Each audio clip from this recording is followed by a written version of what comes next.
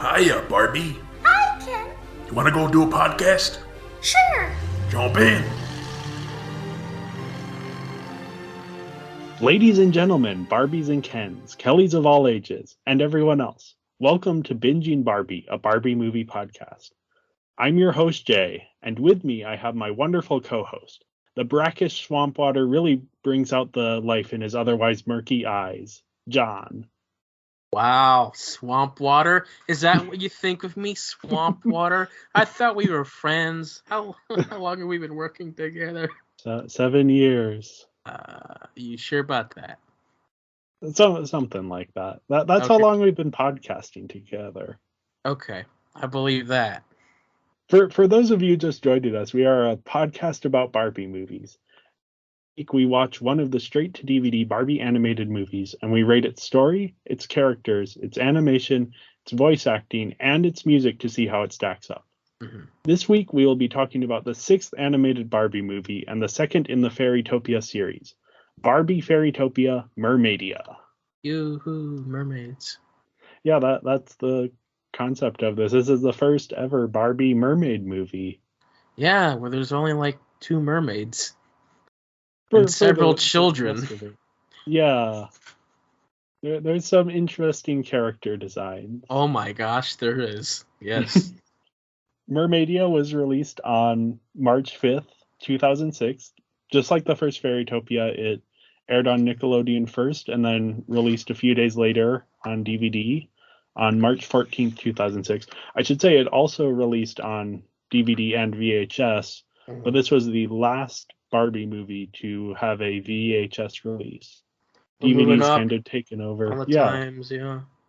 DVD's taken over the market enough that Barbie is no longer making VHS. This was co-directed by Walter P. Marthisius and William Lau. They've both worked on other Barbie movies. Will Lau stepped in beginning with Princess and the Pauper, and he's done a few since then. And Walter Marthisius, he directed the first Fairytopia and has also done the production design for a lot of these movies, including this one. And it's written by Elise Allen. Her co-writer from the last Fairytopia movie isn't credited on this one, but Elise Allen is. And yeah, her only other Barbie movie so far was the first Fairytopia. And we also have Eric Colvin back doing the music. So a lot of the same creative team this time around from the last Fairytopia movie. Is that a good thing? We'll find out.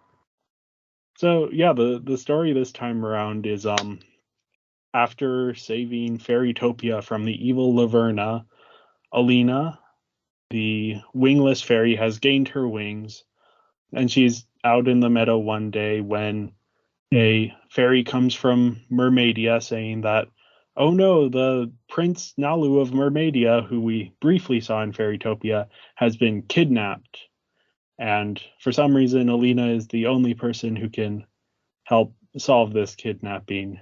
And so Alina has to travel to Mermaidia and save Prince Nalu from being kidnapped. And along the way, she meets a lot of characters, most significantly Nori, who is a mermaid who lives in Mermaidia, who is blue. Kind of, yeah. Different. Alina has the pink color scheme, and Nori has the blue, so they're different characters, and they're maybe a bit of opposing forces in this movie for a bit of the movie. Mm-hmm. And the most interesting part of the movie is their relationship. Is it? At least in my opinion. But yeah, let's dive into the story. There's a smaller scope and lower stakes this time around overall than the last Fairytopia movie.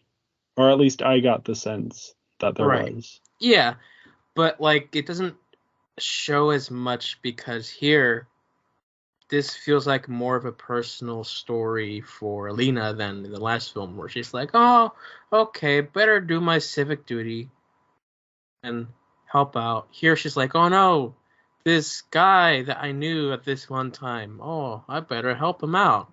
So there's a bit more connection, and so there's more involvement in the story here. than just, I guess I better help out. Yeah, I think it works very well as a sequel because it isn't trying to repeat what the last movie did. And because Hmm. the last movie didn't have much of an arc for Alina, this movie has the space to give her an arc. She had an arc.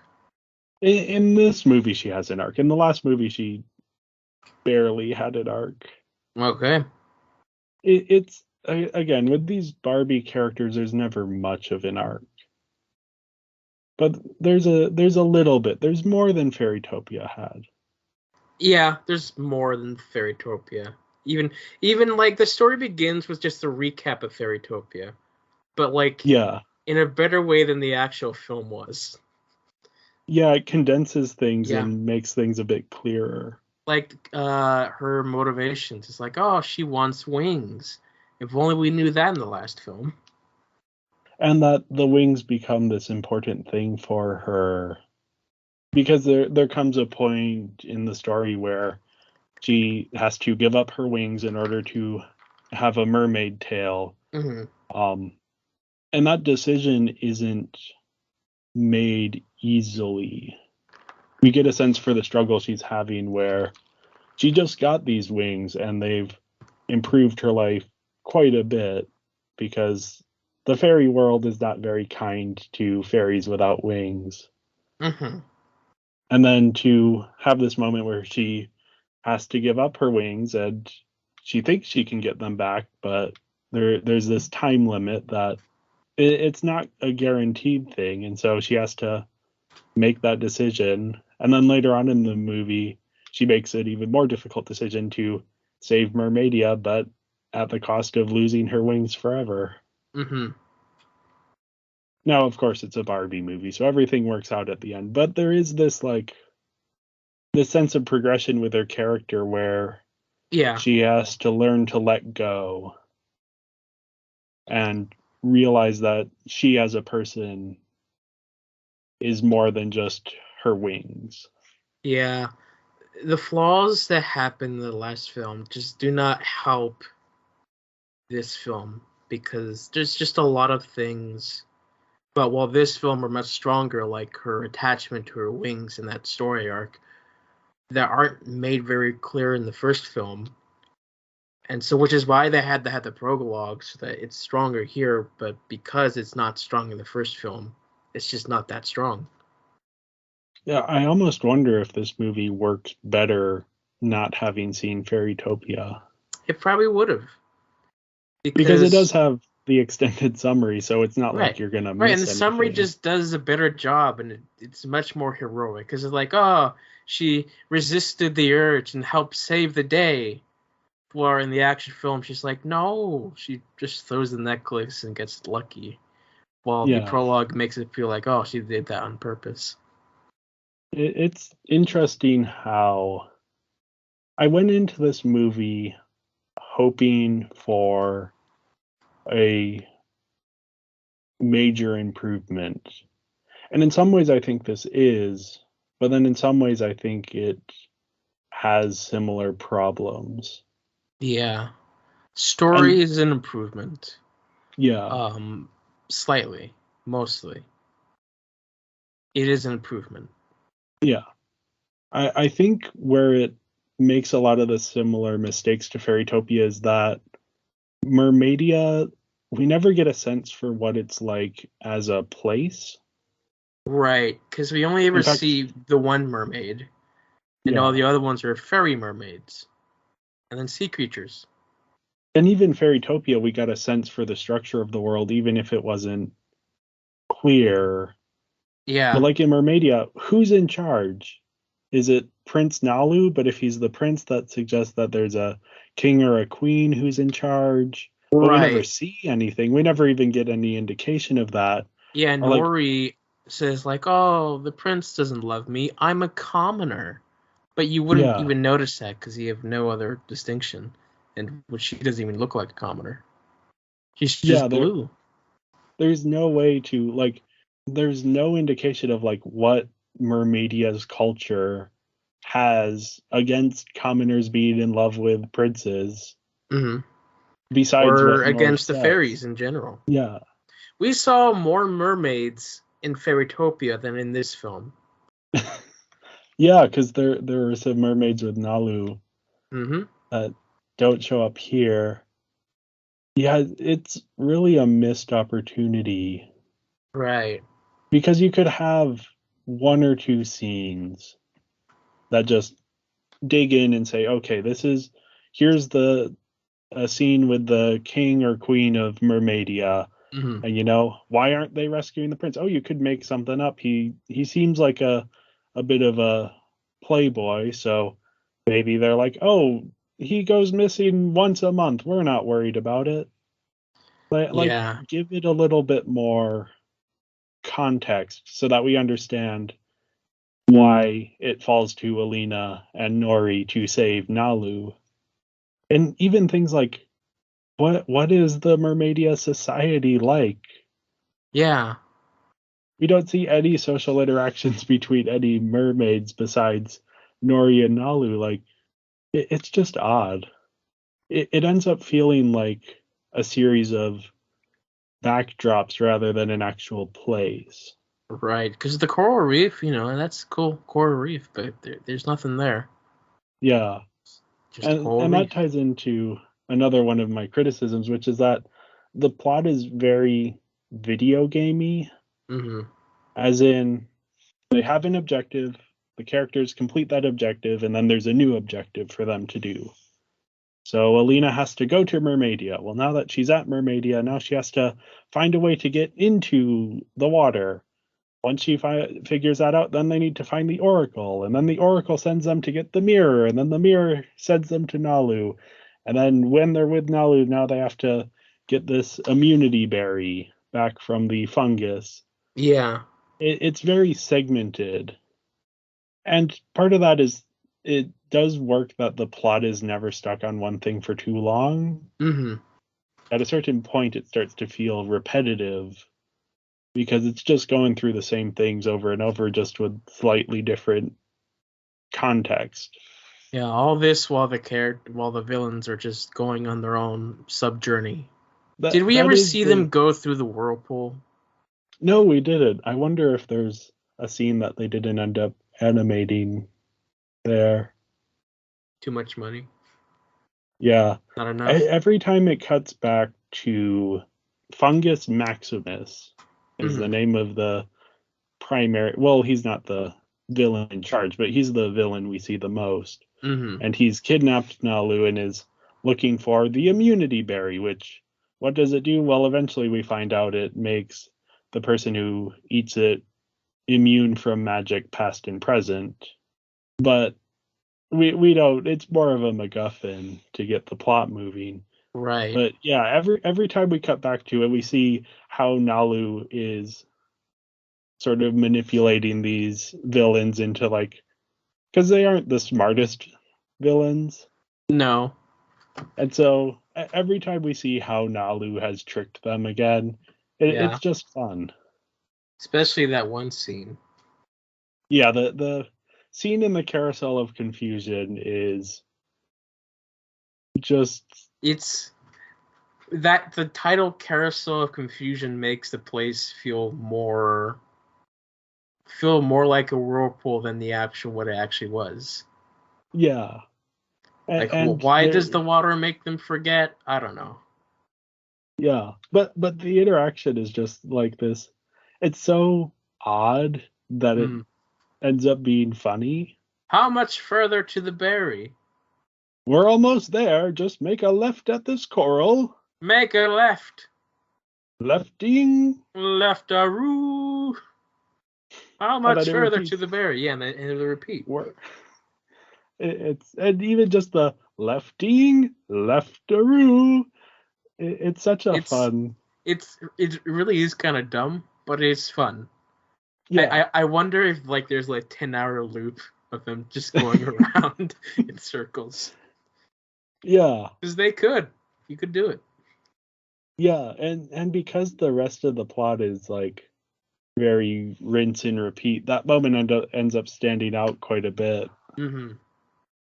Overall, though, I think the plot works because we have this adventure and the sense of progression throughout it. Yeah, the And ending then, is where things start to get muddy. yeah, I like moments of the ending. Mm-hmm. I like that there's a moment where it feels like the heroes have lost, Right. where Fungus Maximus has the immunity berry and Alina has given up her wings to save Mm-hmm. Mermaidia. And it isn't even, she doesn't play that decision off as like, oh, it's fine, I saved everyone. No, she's legitimately grieving that she has lost her wings. Right. And then, of course, we find out, oh, the berry was swapped for a different berry. Mm-hmm. And Alina can get her wings back using the same berry. So that is kind of a No, it's a different payoff. berry. Well, the same kind of berry. Yeah, but the berry that they didn't really explain. It Yeah. just showed up out of nowhere. It's like, oh, remember when I told you about this berry? No. It's like, oh yeah, I'll get your wings back. And it's just a big cop out for her to get her wings back. Yeah. I think it would have been more interesting from a character perspective if Alina hadn't gotten her wings back. Or if she had the immunity berry and was back to Yeah. walking, but that doesn't stop you from more magic, right? It's all magic past and future. Oh, okay. In which case, So, that's a bigger sacrifice that you can't really write yeah. yourself out of. But just by writing this random, oh yeah, this thing will help you, when all we've seen beforehand was the berries have a time limit with Bibble. So this just like, oh, is there no time limit here? I thought only the immunity berry was special because there was only one. Here's like, oh, there's a bunch over here. By the way, this will help you.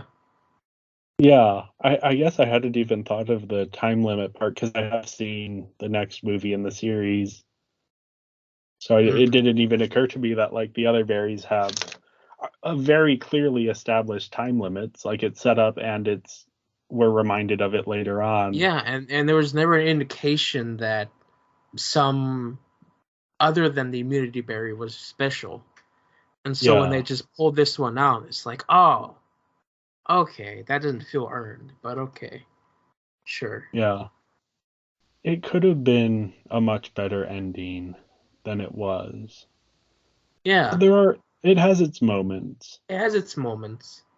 And like I said at the beginning, I think the best part of the story is this relationship between Alina and Nori, which starts off a little bit antagonistic, but then throughout the movie, they're learning to respect and trust each other. Hmm. And it felt interesting in a way that maybe helped smooth over some of the other story elements a bit for me. Right, yeah. But yeah, I gave the story overall a 4 out of 5, mainly for that relationship between Alina and Nori. Mm. I gave the story a wild 3.3. Breaking our Right, normal structure. yeah. It's 3.5 because it's stronger, but I brought it down to 3.3 because Fairytopia waters it down a bit. Okay. Yeah. So I think we both agree it's better than the original Fairytopia in terms of Mostly. story. In terms of Mostly. the story. Yeah. Watch value, it's about the same. Well, yeah, next up we have the characters. Elena, Yeah. first in Alina line. Poof herself. Speaking of having to learn to team up, Elena, one of your Yeah. criticisms last film was like she's always telling her friends to go away. And even in this movie, poor Dandelion is like, "Hey, I'll go with you," and she's like, "No, Stay here. But stay this home." but this mermaid who wants nothing to do with her is like, help me. I'll help you. Let's team up.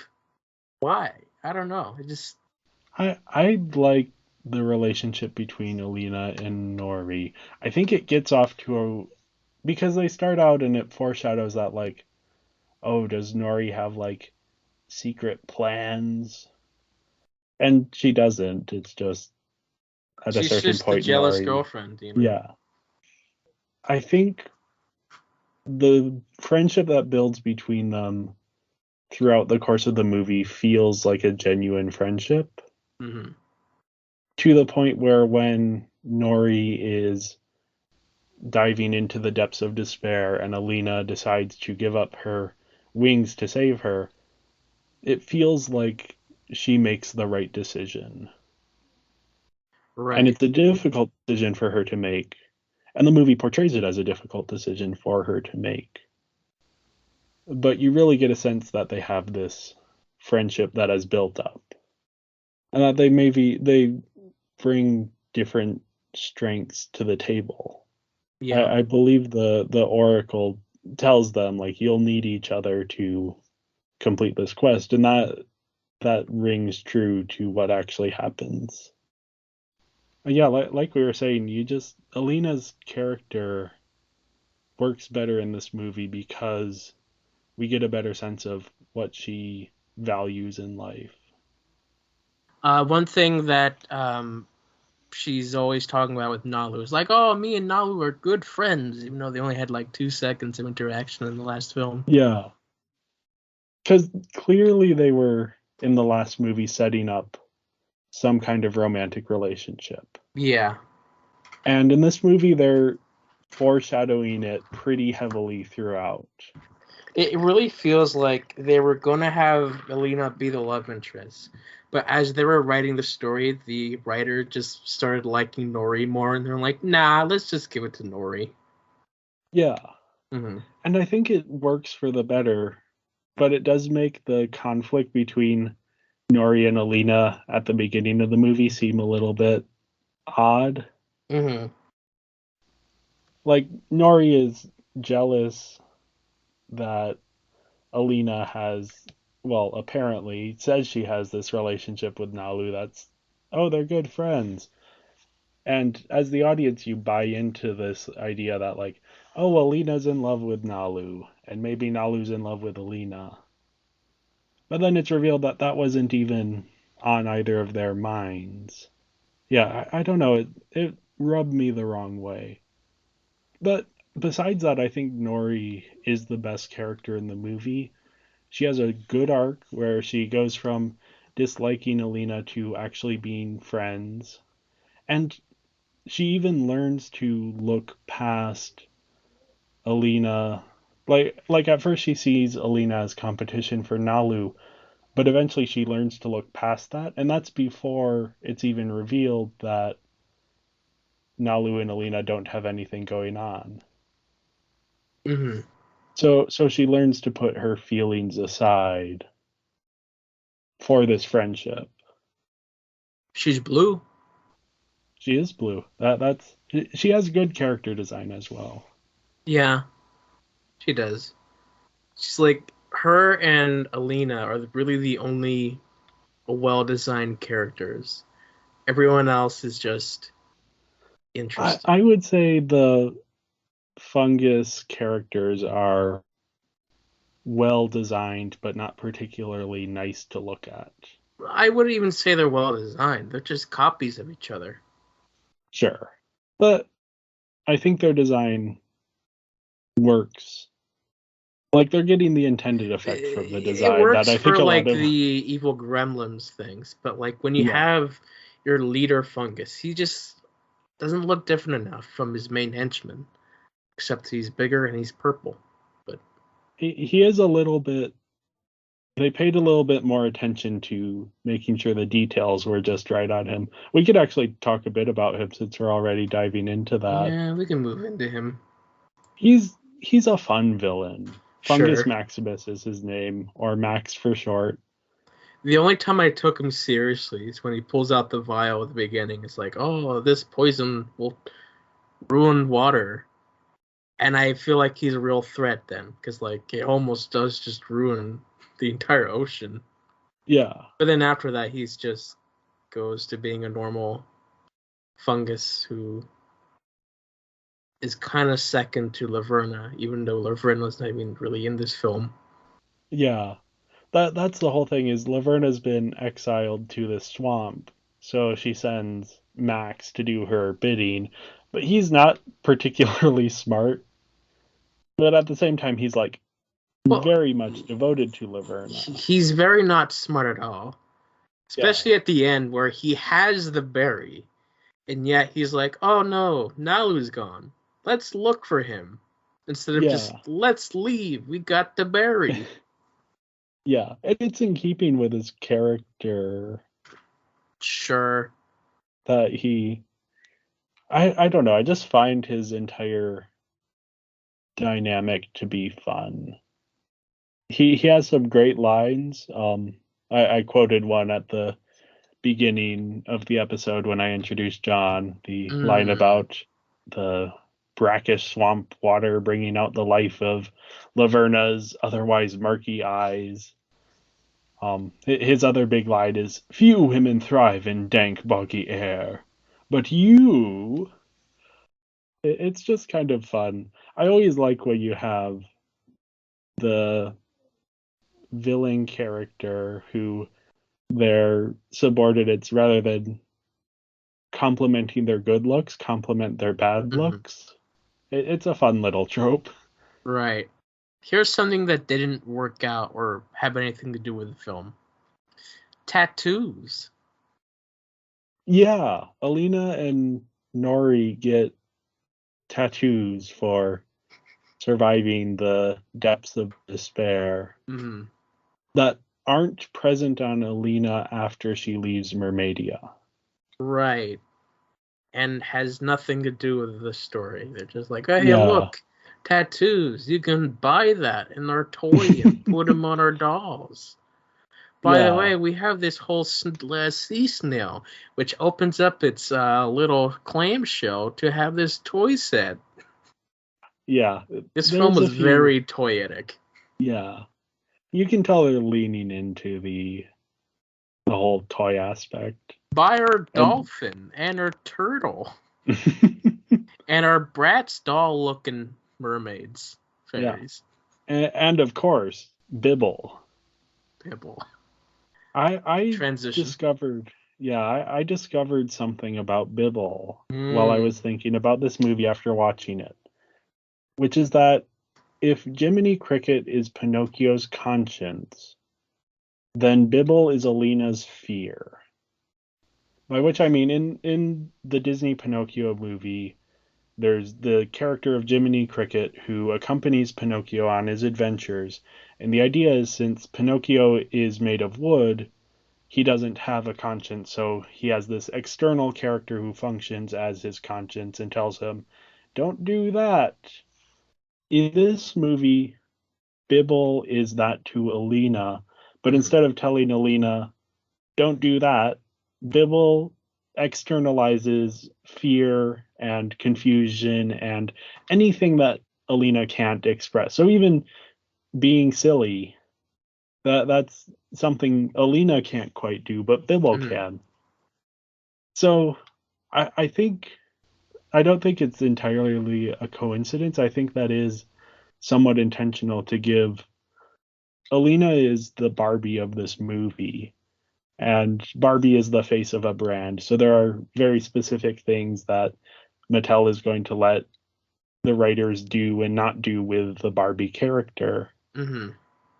So I think we were talking in the last episode of what is Bibble? Is he Alina's friend? And you suggested he's Alina's minion. And this is similar but not entirely unrelated, is that he's there to have the emotional reactions that Alina can't. Now, all that said, this doesn't make him any less annoying. In fact, I think in this film he's more distracting Yeah, because they he takes clearly. time away from the story to have his little moments. Like in the opening credits, he's just front and center. There's like a whole segment where the film just stops so that we can have a montage, or not even a montage, a full scene of Bibble eating fruit. Granted, the fruit does play a role later on, but did we really need that entire section of Bibble eating fruit and singing with different voices?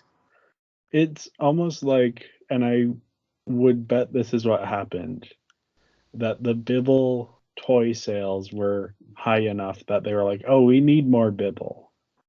Because this is a character that is meant to appeal to kids. Yeah, and a scene like that is great for kids, but like it Yeah. doesn't, for like story and characters, it just takes you away for a moment. Yeah, the plot goes on hold for a little bit. There were also a character in this whatever this thing is, this film. Like that one fairy, the little child fairy that showed up in the beginning, and then just dipped out of for some reason. Who's And that? there's a few. Like- There's a few characters like that. Who is that? Why is she here? Our turtle and dolphin friend just dipped out as well. Like all of these sidekicks, and I wrote this down thinking, it's like, is this a film where the only sidekicks we're gonna have are this child and all these animals? But no, it's like the last film. They show up and they leave. Yeah. Now in this one, Alina isn't making the conscious decision to send them away No, for the most part, but they're just similar. like, oh crap, I'm in this movie. I better leave. So someone who doesn't leave is Prince Nalu. He gets kidnapped, and Yeah. Nori tries to leave, but Alina just keeps following her. yeah. I just like Nalu's sarcasm and the way he's leading the fungus on these wild goose chases. Yeah. Every time we cut back to him, there's something odd going on. Yeah, there is. How many times does Laverna call the fungus? Too many times. But then we need all these scenes with Laverna for some reason. Because like she's not really in this film. Laverna doesn't have any role except to yell at Max. Mm-hmm. And remind us that she's the real villain of this series. And what made her interesting in the last movie is that she recognized Alina as a threat from the moment she heard about Alina. Mm-hmm. And you can't have that in this movie because she already knows about Alina. So for most of the movie, she has no idea that Alina is in any way involved in the plot. So the only thing she has to do is yell at Max. And of course, thrive in the dank, boggy air. I did not like how the true self of her was a frog. Yeah, it's a little... It's just so random. It's like, why is she a frog? She's clearly a bug. Yeah. Why can't she be a bug? She looks like one. That's what she's designed. Why a frog? Who thought of a frog? We could get Franz Kafka's Barbie Fairytopia metamorphosis. This is just an odd choice. She'll be a frog. Metaphorically, why? Frog. It's an odd moment to...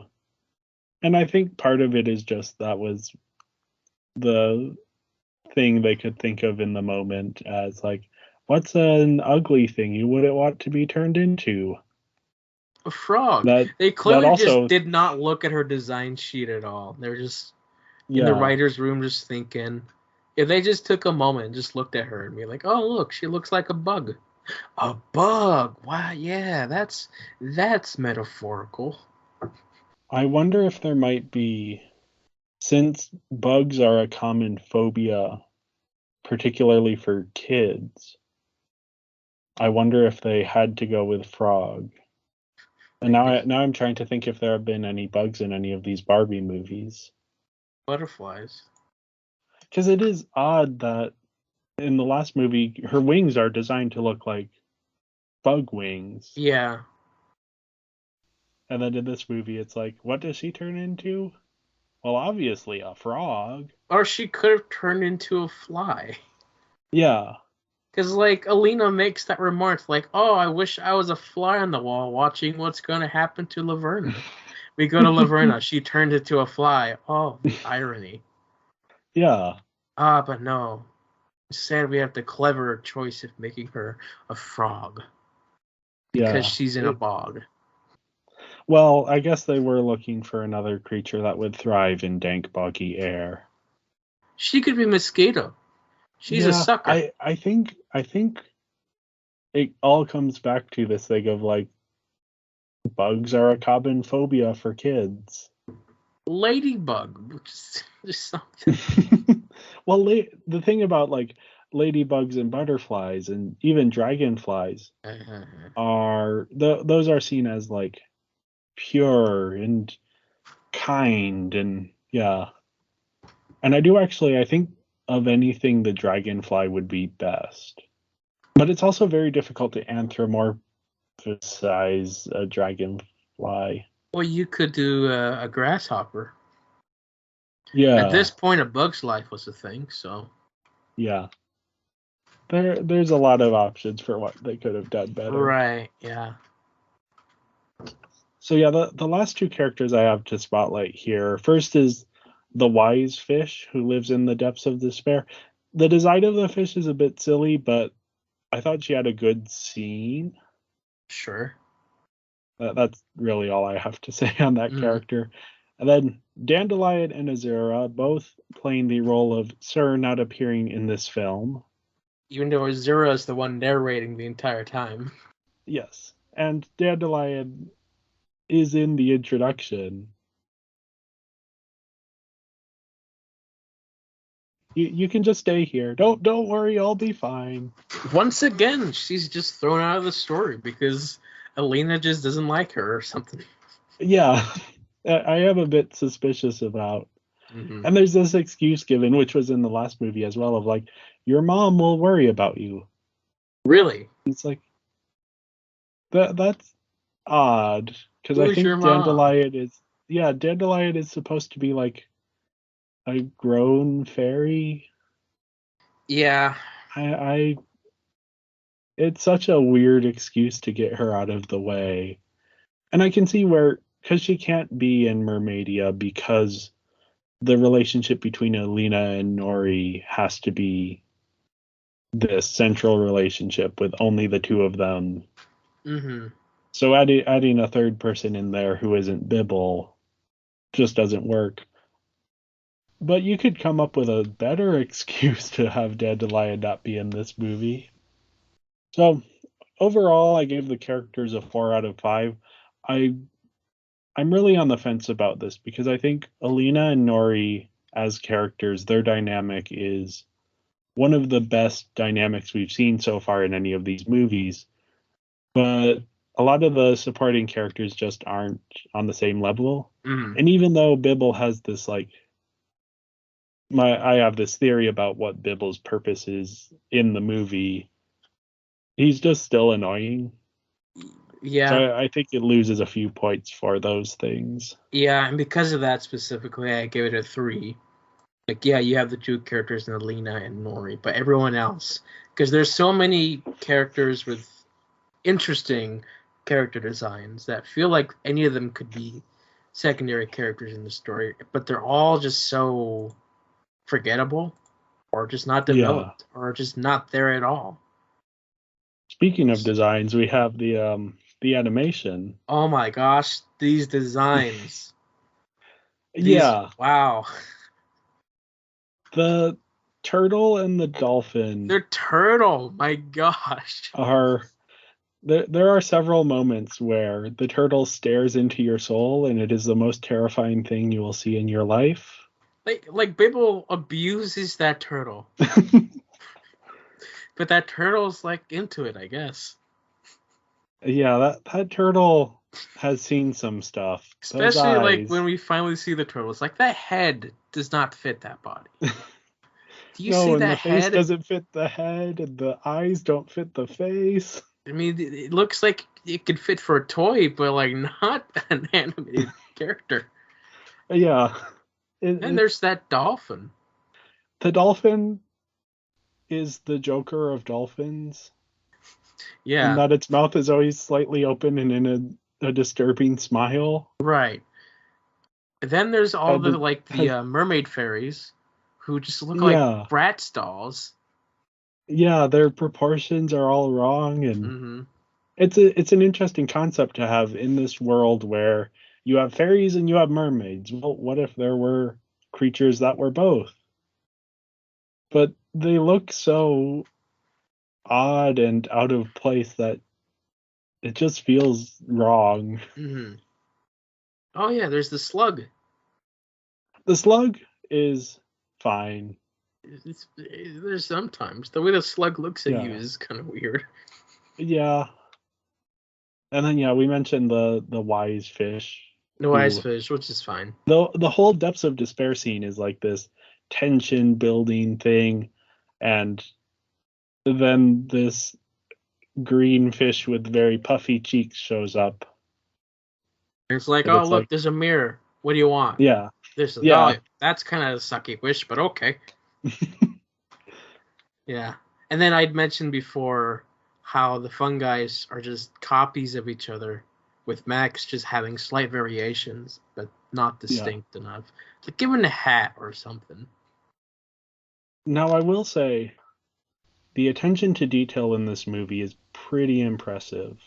And I Sure. bring this up after the fungus specifically because there are several moments where, and it's not pleasant to watch, but it is impressive when Max moves his face, his nose jiggles. Yeah. Again, Wiggly it's not wiggly. something I like, but it's the kind of attention to detail. And there's other things throughout. One of the big things I noticed is that Alina's wings move different underwater. There's a bit of, you can see the resistance of the water, and her wings kind of move in waves Hmm. rather than, and that's just so cool that they're putting that attention to detail in these, that they have the technology to be able to do that at the budget that they're working at. And the settings as well are gorgeous. Mermaidia is really colorful, but it still feels like it's underwater. It never loses that underwater quality. The bogs of the hinterlands, the place where Laverna is stuck, like obviously as we've gone through these movies, I always enjoy the spooky evil places, but I just love the giant mushrooms and it's fun. Ugly brown, yeah. Yeah. The colors could be a bit better. I will admit that, but I just love big mushrooms. That's fun. Hmm. The exteriors of the Merfairy houses, I believe it's actually 2D, just very detailed and well drawn. The Hmm. insides are a bit sparse, but and the depths of despair even are cool. The way that these plants are sort of, you aren't quite sure if they're just swaying in the current or if they're actually reaching for the characters, but then eventually you do realize, okay, they're grabbing onto these characters, and then when they get into the actual depths part, it's just this like vast open expanse, and then at the very bottom there's this little like coral. Yeah, Hmm. I think just like the first Fairytopia, the settings are really great. I just wish the story that was set in them was a little bit stronger. Right. I will say though, this movie has some good action sequences. There's a race between Alina and Nori that happens in a trench, and the cameras kind of move in underwater and then above water, and it has some good excitement to it. And then the depths of despair sequence, which I already mentioned, also has a lot of excitement in it. But yeah, the creature design here, and it's mostly front loaded, but it brings down my score a bit. Yeah, for me, heavily brings down the score. Yeah, I think I gave it a pass because, or not a full pass, but the problem with most of these Barbie movies so far has been they're very well designed, but they don't have the technology to achieve that design. Hmm.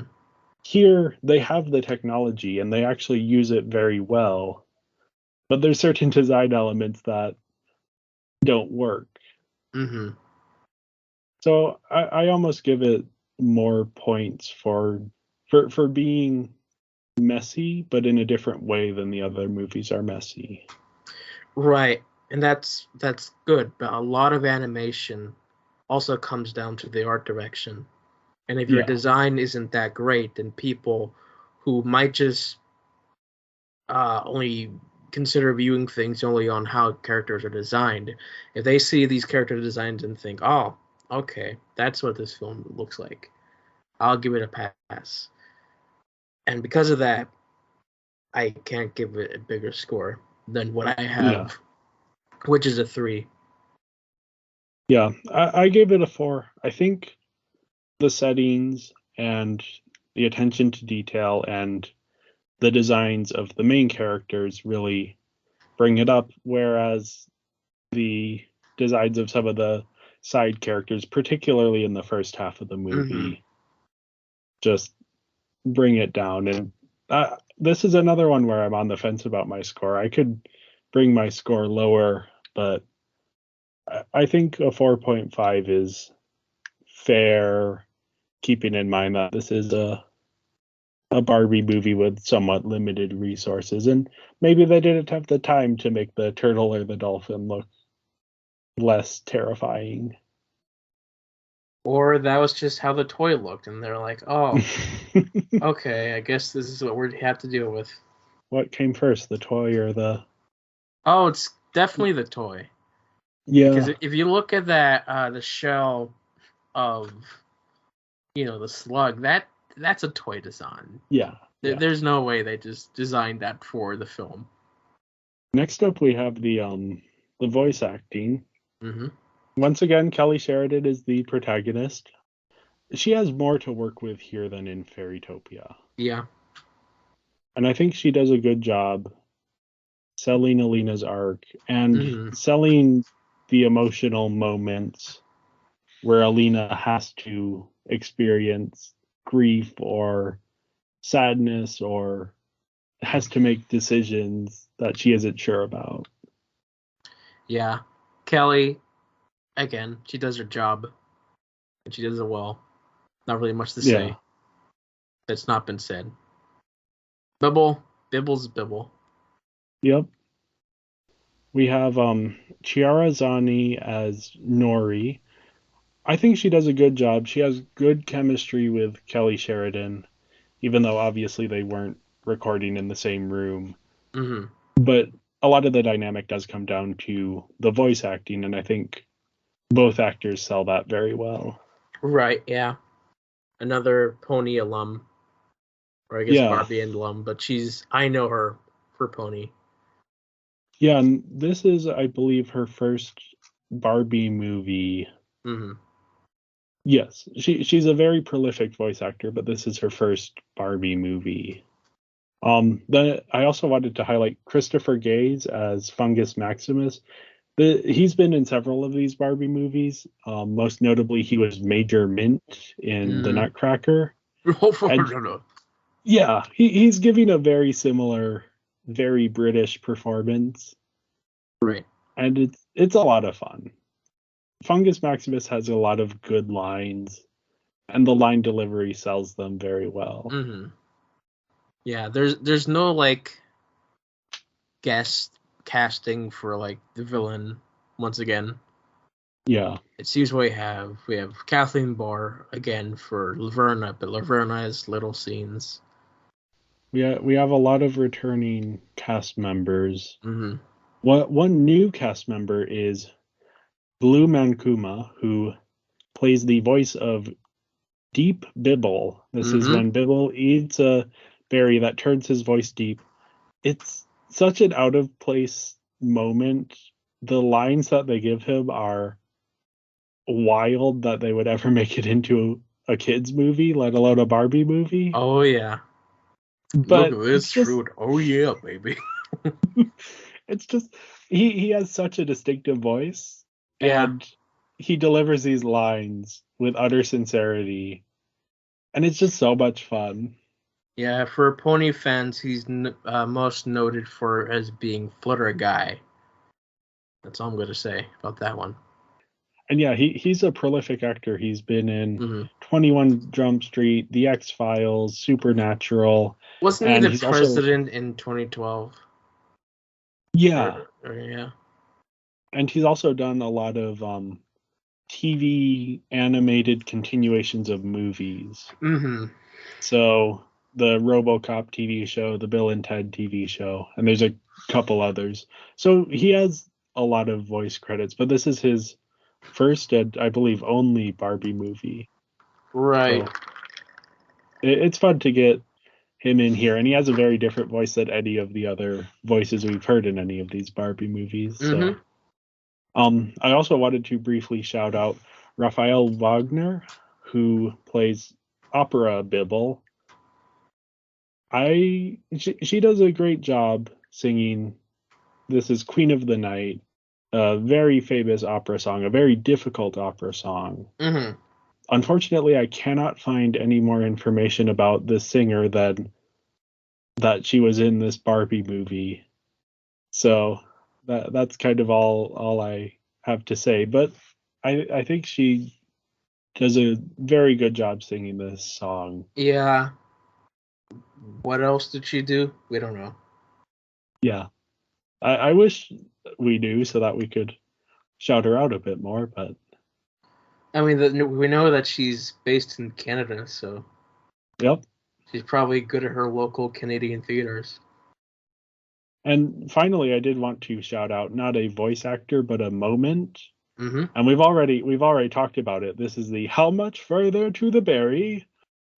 We're almost there. Just make a left at this coral.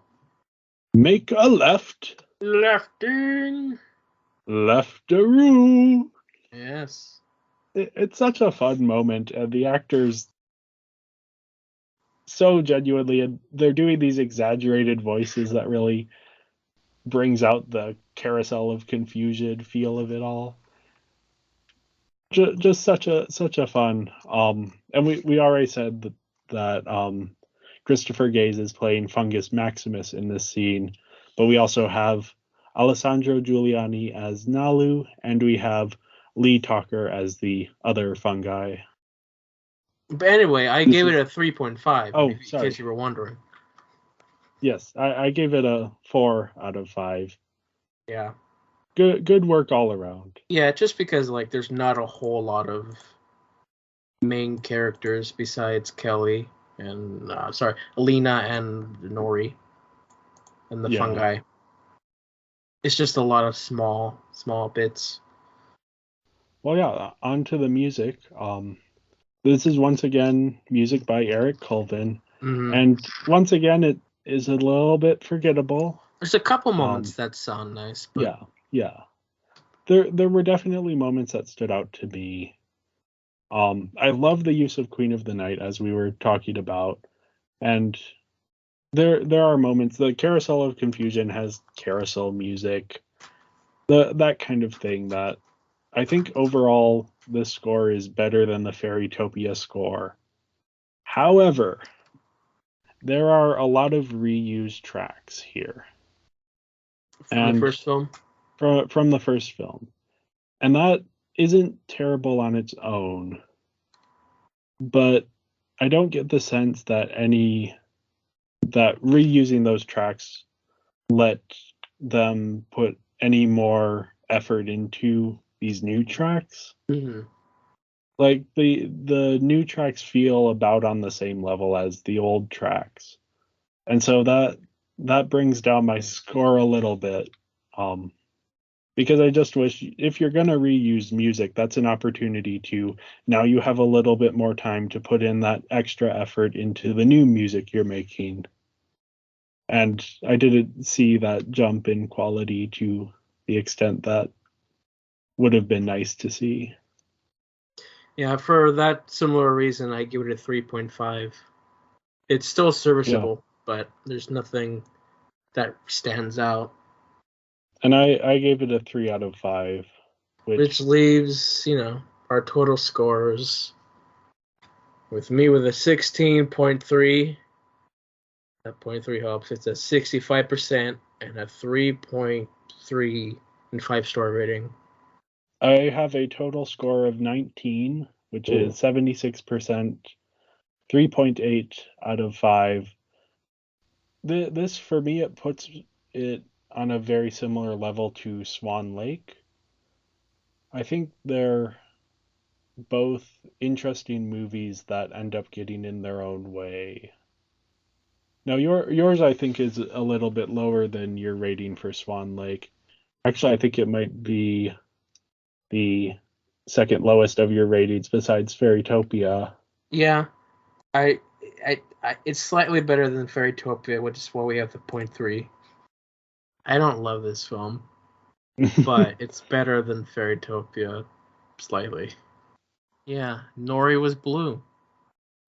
Nori was blue. Also has the same name as one of the dwarves in The Hobbit. Yeah, two of the very similar films. Yes. And one of the characters in Lord of the Rings of Power, the new TV show. Anyway.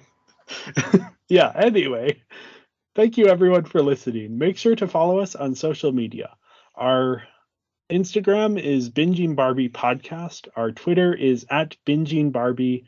And our Letterboxd is Binging Barbie, a Barbie movie podcast. There we keep up-to-date lists of our Barbie movie rankings. So if you're ever curious to see where things stack up, go and check that out. Coming up next week, we have The Barbie Diaries, which is a rather infamous movie. It's going to be an interesting one. It's Mattel's experiment with a new style. So, will it win us over, or does it deserve its reputation as one of the worst Barbie movies? Oh Lord! Be sure to join us next week to find out. Okay.